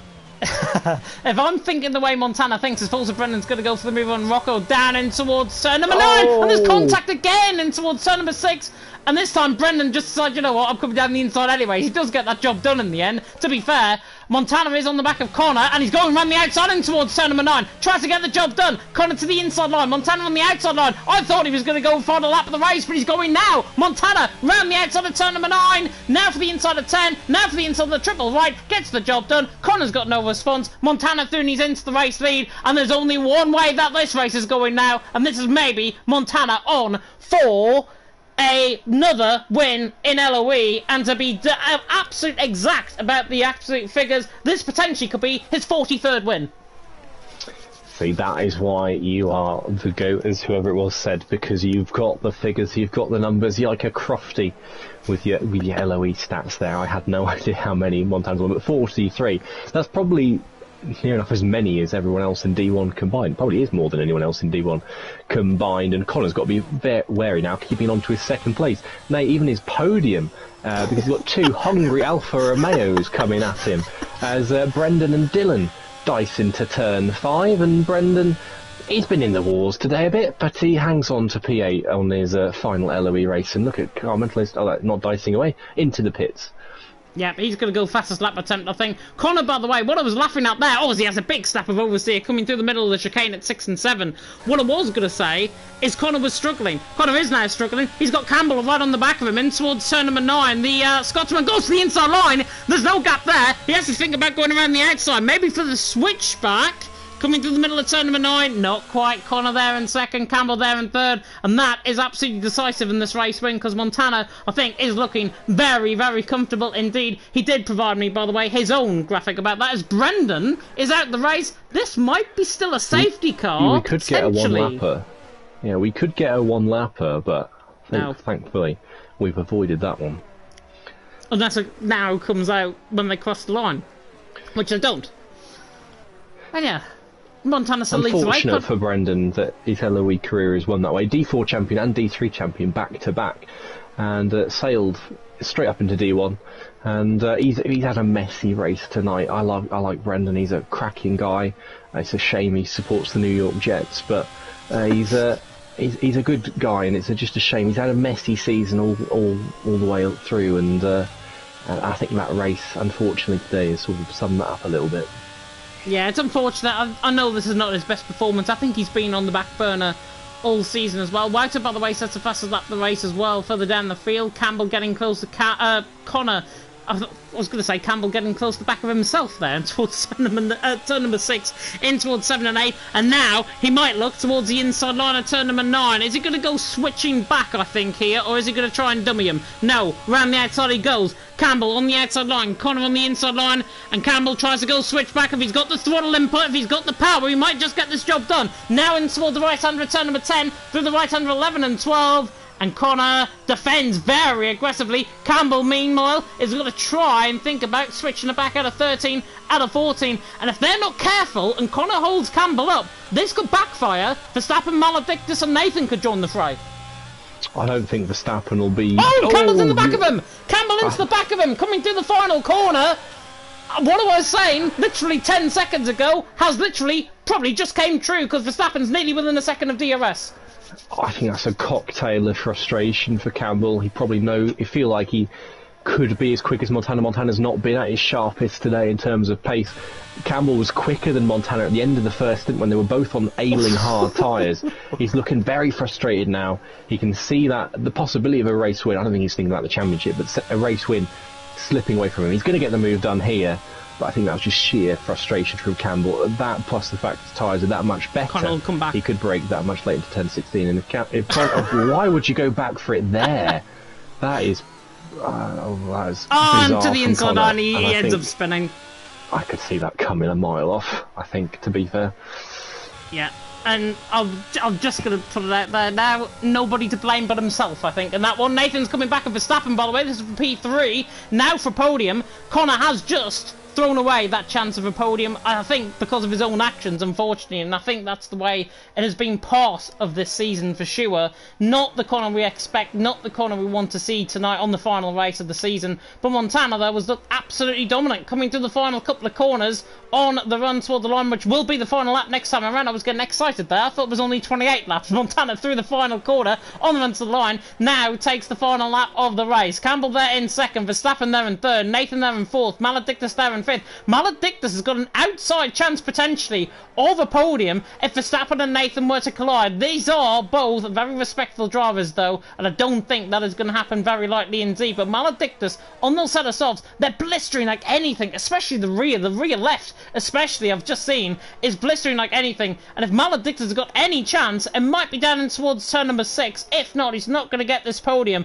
But what a way it will be to cap off his season and picking up his first podium. But what a way this man is going to pick up his first podium, certainly for a while. Nathan to the inside line, gets the job done on Verstappen, down and towards turn number 6. Verstappen's not going to fight that back on what Connor did last lap around. Nathan, though, makes his own mistake and digs his own grave potentially, as now Verstappen's right on the back of him, coming out of turn number 8, down and towards turn number 9, down the old GP2 pit straight. He's got the closing speed as Verstappen, might look to the inside line here.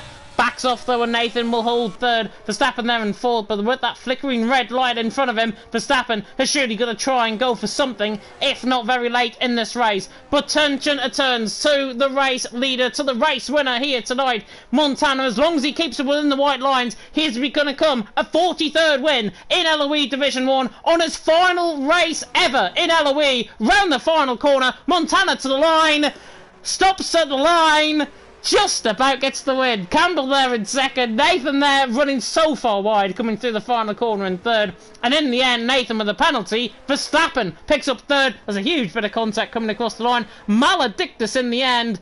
He'd be hoping that Verstappen picked up a 3-second penalty, I think, on that final lap, because he would have finished in the podium. His best race of the season. An underrated driver of the day, I've got to say, for Maledictus there in fourth. Nathan in fifth. Gary drove well, considering his early contact in the sprint race. He drove well in sixth. Dylan, Rocco, Connor there, down in ninth. Down in ninth from what could have been. Whiter there in 10th. Gladback there in 11th. And Carl Mentalist on their final race of the season. Is he going to treat us for a bit of obligatory donuts? I hope so. I've got attention turned to him. Hopefully he's going to do a few donuts for us. If not, Commentus is going to be coming home for this final point regardless of what happens. As he now comes through, left under 14, right under a turn 15. Is he going to give us some donuts? Please say he is. Commentus coming through turn number 16 at the final corner. He's not, is he? Commentus now on the run to the line. Are you absolute spoil sport? Absolute spoil sport. No donuts at all from Commentalist, and he finishes there in P12, picking up a point on his final race here in LOE. Driver of the day, Water Birmingham fans, is Campbell, and to be fair, Campbell drove a very good race. An underrated driver of the day for me, though, was Maledictus. Montana, though, in the end, 98 races, 6 seasons, 5 titles, 43 wins, 73 podiums, and 44 pole positions in the end. And this man has been the pinnacle, I've got to say, from LOE. He has been the pinnacle of league racing in LOE. And he will be sorely missed, I am sure. And he has been an absolute domination performance once again from Montana this season. It has been an absolute pleasure to commentate on him. It's been an absolute pleasure to share memories with him as well over the years. Hopefully this is not the end for Montana in LOE. But if it is, he's went out in style. He has, and probably in the most fitting way, with a comfortably cruising victory. He did everything he needed to do, and he did it in a style, didn't he, with slowing down at the line there. He's had a brilliant season, 9 victories in Season 8, and would you say it's 4 titles now? I had the pleasure of being his teammate in Season 2. I don't think he really knew who I was, even though I was driving the same Williams as him. But he's just an outstanding sport, and let's quickly go through the results before we shower him with too much praise. Montana wins from Campbell, Verstappen, Maledictus, Nathan, Gary and Dylan. QVR locking out positions 2 to 7 there. Rocco in 8th, Connor in 9th, Wouter 10th, Gladbach 11th, Carmentalist 12th, and then Brendan is out Packer, dual group hyper, failing to finish. But yeah, you kind of run out of superlatives a little bit for Montana, don't you? He's proven everything he ever needed to prove against everyone he needed to prove it to in League of Europe. I think perhaps his only lingering regret, perhaps, that he wasn't closer in that, was it Season 3 title battle between Louis Welch and Alpha Trix, and then he had that titanic battle with Alpha Trix in Season 4. He owes nothing and needs to prove nothing to no one. He knows how good he is. We all know how good he is. So I think it's fitting that he leaves with everything accomplished. I would have liked to have seen a Montana-Justas title battle. We saw Justas last season, we see Montana this season. I'd like to have seen that play out over a season, but there's nothing else I can say about Montana, and there's nothing else I can say at all. So, because I have to leave and set up Division 2, I've also got a championship to win. Check back to see how poorly this ages. But thank you, James. It's been an absolute pleasure commentating alongside you all season. I've had an absolute blast. Hopefully, there's more to come in the future. But if not, it has been a tremendous pleasure, my friend. It has been a tremendous pleasure. I can't even get my words out myself. Tremendous pleasure as well for Killer to join me in the commentary box. Good luck with that Division 2 battle, and I have faith that you're going to win the championship, so there we are.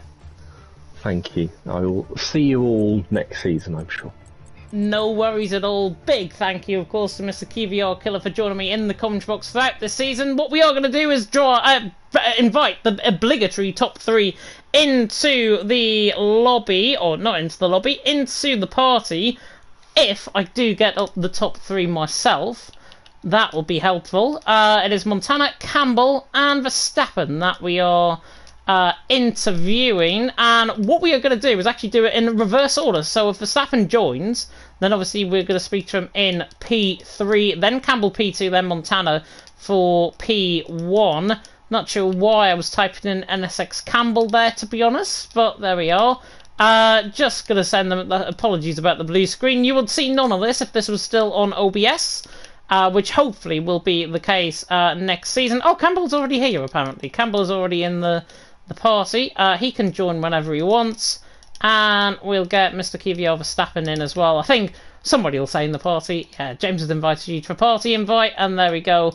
They have now been invited into the party. Jake there in the chat saying you'll probably get the most soppy message later tonight as well, but just want to say thank you to you lads for the entirety of the division, or the entirety of the season. Very happy that you two are the ones covering Division 1 each week. Big thank you to Jake. I think, honestly, if I wasn't here at the start of the PRL days, at the start of Season 1 for Division 1, but I've been here since Division 2, and honestly, it's been very much entertaining, I've got to say, through the racing, throughout the seasons here in Division 1. It has been an absolute pleasure once again to deliver commentary for Division 1, and this is where I am going to leave it up to these guys to obviously do the interviews before I have my little say at the end of the season. So we can now speak to the man, I hope he's joined, who's finished in P3. It is Mr. QVR Verstappen, and Verstappen, great race from you. Alpha Male 2nd and 3rd in the end. Talk us through the race. Yeah, that was actually brilliant. I was not expecting that much from this, but I did notice I have some good pace, and I was like, oh, let's just see where it ends. And quality was good. The sprint, I just held my position, didn't really do much apart from a lap 1 incident. But I think Campbell will allow you to see his view on that. And then, yeah, in the main race, I feel like out of the hard runners apart from Montana, I was the quickest. And then apart from Campbell at the end as well. So I just managed to hold position and just be quick enough that the guys in behind wouldn't really attack me too much. And then the save to go at the end, so just, yeah, allowed me to get the guys behind me to be attacked, and I was just kind of in the middle of nowhere till those guys called back up. I was fine at that point. So, yeah, P3 very happy. P3 very happy indeed. Talk us through that safety car, because I was saying in commentary that you might act like Campbell's wingman in the end. In the end, you did, in a way. You split the pack up completely. You had Gary and Nathan, obviously, on the back of you towards the end of the race. Was that the intention, to be Campbell's wingman, just to try and seek out maybe a P2 in the championship for him? The main thing was get the best result possible myself, and I knew Campbell was much quicker than me, so I think it made sense to get him ahead, and then have, you know, I could leech off of him a few times in DRS and whatever, and that just helped me secure the podium. So yeah, it was, in the end, there was some teamwork going on. I think Gary will be very happy with that one when the safety car came out and Campbell got pitted, and I kind of held back a slight bit, and then yeah. Just so he could get it, but that was all fine. I think there wasn't anything dangerous there. So yeah, P3, lovely.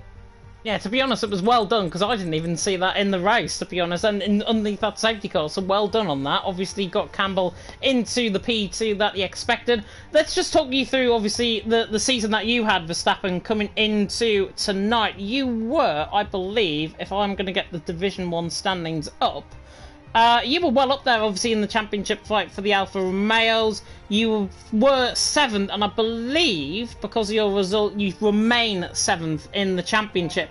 Overall, 2nd position for you in Austria, best race of the season. How do you think the season has gone as a whole?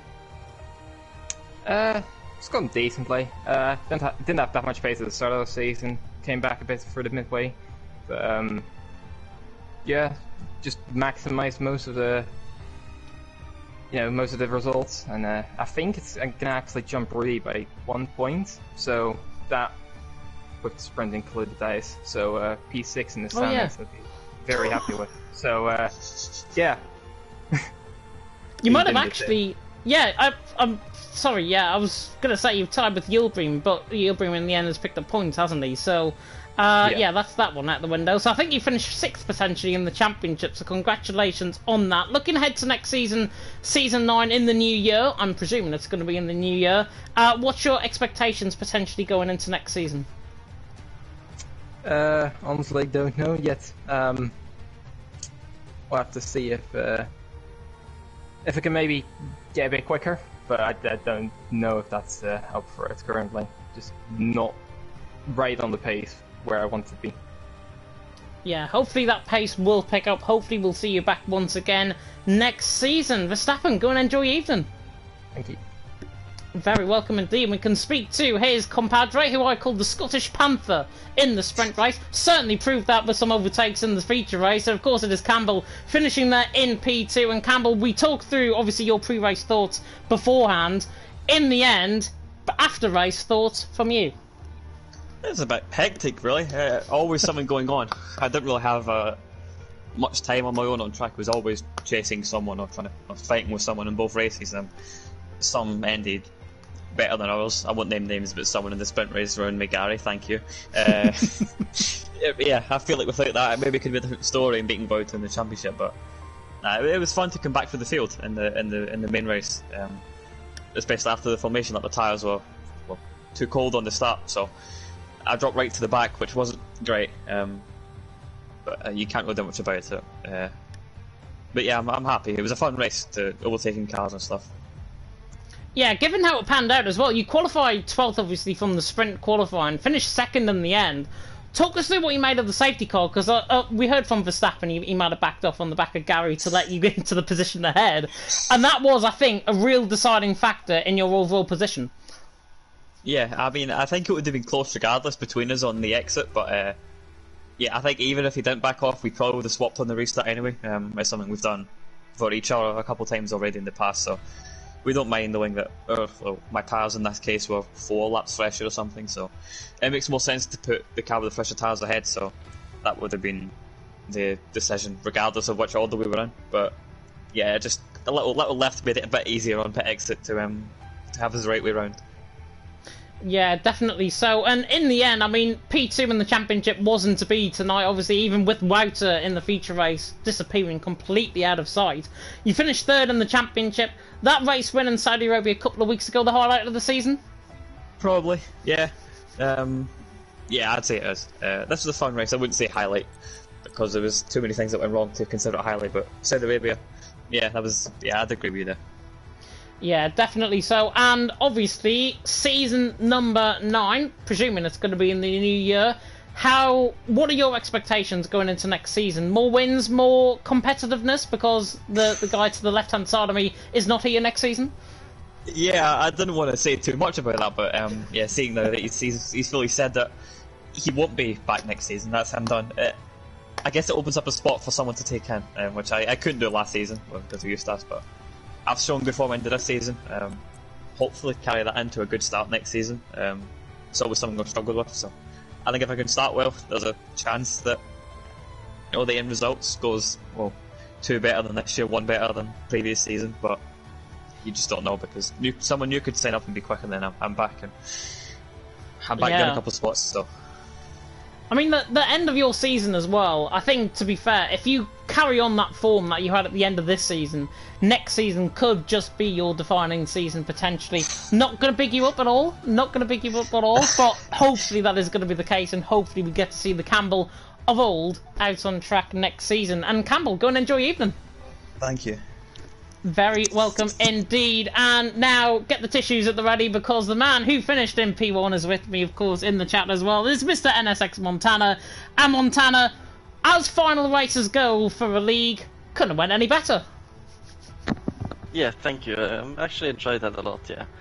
Like, the track was horrible. I didn't feel confident in practice, but yeah, it was enjoyable also with the safety car at the end and the little dance with Connor. Yeah, couldn't ask for more, I guess. Couldn't ask for more. Talk us through the safety car, because obviously I asked the other guys. You were further ahead in the safety car.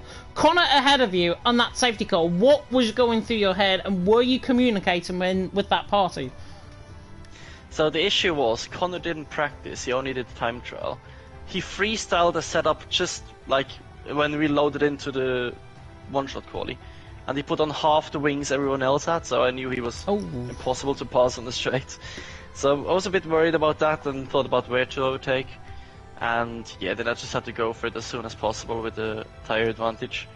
And yeah, well, there was no communication, it was just hard racing, and we gave it everything. He wanted to get the win, I wanted to get the win. No team orders, as there have not been many over the years actually. So yeah, I've really enjoyed that with Connor in the last couple of laps. Yeah, it was really good to watch, and obviously Connor's desync connection issues at the start of the race, very frustrating from his perspective. I'm sure that would have been a really good battle. Obviously, if he went on to the strategy he was going to plan on, it's if buts and maybes, but what's not an if but and maybe is your record in LOE as a career. 97 races. I think this might be getting a little bit updated potentially, or is this up to date as of tonight, as of race winning? It's up to date except for the wins and podiums. Except from the wins and the podium. So 97 races in total, 6 seasons, 5 titles, including the Constructors' title, of course, this season, 43 wins with the feature race, 73 podiums, in fact, and 44 pole position, 12 fastest laps, 1,000 and odd points. In the end, I think I can only say one thing. You are the GOAT of LOE. Yeah, thank you. I spent too much time on LOE over the last year, so I'm happy to finally have the Saturdays off. Always a rush with work on Saturday as well, so yeah, way too many hours spent, but enjoyed every bit of it, even the moments where rage was inbound and things didn't go well. But yeah, met a lot of people. That's what I take away from it as well. A lot of good people, good friends, and yeah, I definitely will stay on the server, but I think the racing is over in LOE for now. Racing is over for LOE. Maybe a commentary career incoming once again. Not on Saturday evenings anymore, no. We'll see. If I really like the new game, I might be there, but I don't think I will. Just other leagues maybe, but yeah, the LOE is now closed as well.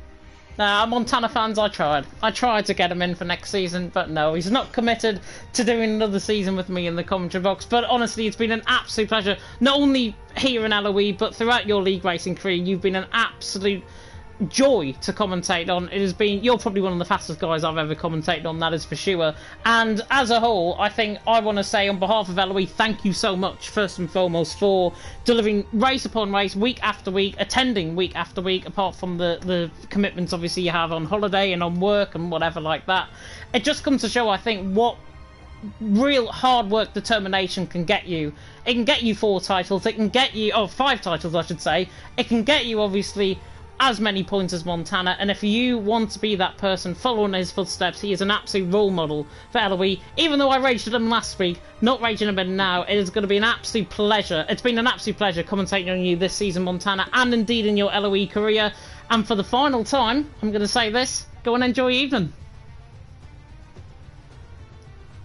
And that response says it all. A man of his word.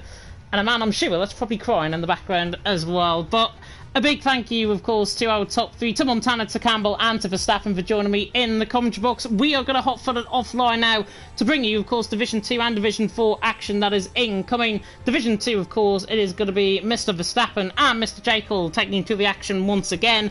And then for Division 4, it is the all-American pairing of Maverick and of Packer, which is going to be an absolute delight, I am sure, to watch. Division 2, though, starting in around 4 minutes' time. If you want to support Keyboard Killer like I'm going to be doing, or if you do want to watch Celebrity Cyclone and Matt Hancock getting absolutely pissed on, then obviously that is an option as well. But for myself, from 7 seasons of commentary here in Division 1, I cannot confirm nor deny that I'm going to be here next season, because I haven't decided if I'm going to be doing commentary next season for Division 1 and indeed for LOE moving forward. So that will come, I am sure, on pondering a lot of thought and a lot of questions that I have to ask myself in the end. But from everyone here at LOE, from everyone in the commentary box tonight, thank you so much for watching this season. We look forward to welcoming you in Season 9, I'm sure, after the new year. But until then, I've been James Head. Thank you so much for watching, and until next time, goodbye. Goodbye.